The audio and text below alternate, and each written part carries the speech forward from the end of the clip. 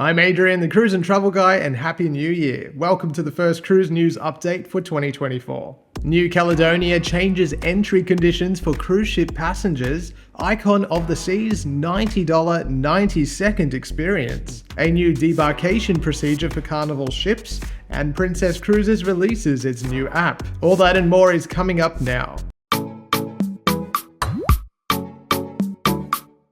New Caledonia's tourism body has alerted travellers arriving by cruise ship that as of December 8th, they are subject to the same regulations that apply to passengers arriving by air. That means that certain passengers may need to obtain a visa prior to travelling to the French territory. I've provided a link to additional information in the description below, which also includes a visa wizard, which will help you determine if you do need to organise a visa prior to travelling. Travellers using an Australian passport will not require a visa, and a special thanks to Rob of Rob and Ali fame for alerting me to that change. Carnival Cruises has announced a new debarkation process which relies on its highly regarded HUB app. Instead of collecting tags prior to the end of the cruise, passengers will now be able to select a debarkation time in the HUB app, and then luggage tags will be delivered to them.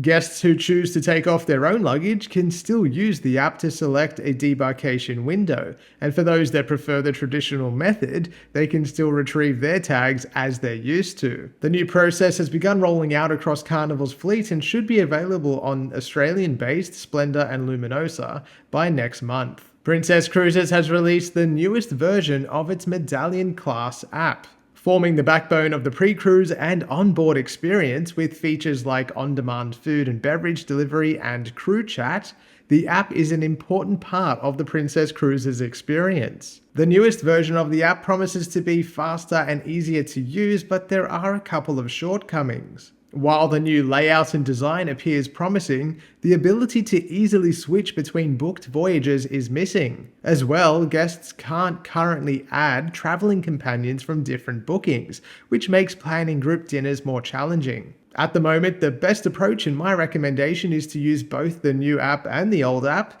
The old app does allow you to connect bookings and to switch between voyages easily. The previous generation app will continue to be available to use throughout 2024. It will end at some point this year, but I have a feeling it will stick around until the new app reaches the same level of functionality and customer satisfaction as the old one. Princess Cruises is listening to your feedback though, and they've already made some updates and adjustments to the new version, so head to the cruise line social media pages and let them know what you think. Icon of the Seas is only weeks away from beginning service with Royal Caribbean. The world's largest cruise ship is a smashing sales success, with high pricing not enough to deter avid cruise fans from breaking Royal Caribbean's previous sales records. As part of the ship's final fit-out in Spain, it received over 10,000 living plants. These were installed in her Central Park neighborhood that features 20% more plant life than the ship's Oasis-class predecessors. The ship recently hit the headlines again though,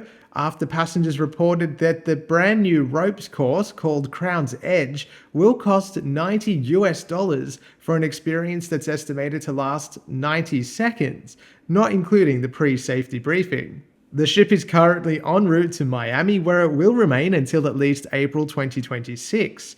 She will then set sail on a couple of Shakedown and preview cruises prior to her inaugural commercial voyage on January 27th. Finally this week, Serenade of the Seas departed Miami on December 10th for Royal Caribbean's first ever world cruise. The Radiance-class ship will transport guests to 150 ports of call in 60 countries and reach all 7 continents during its 274-night or 9-month ultimate world cruise. World cruises are commonplace amongst other cruise lines such as Princess, Holland America, and Cunard, but Royal Caribbean has typically stuck to shorter itineraries that are more suitable for its core audience of family cruises. The world cruise is definitely a change of pace for the line, and it will be interesting to see if another one is organised in the coming years. Well, that's it for this week's Cruise News Update. Once again, Happy New Year. Thank you so much for all of your support in 2023. I'm hoping for a blockbuster 2024. There's a couple of big things coming up very soon I'm very excited about. So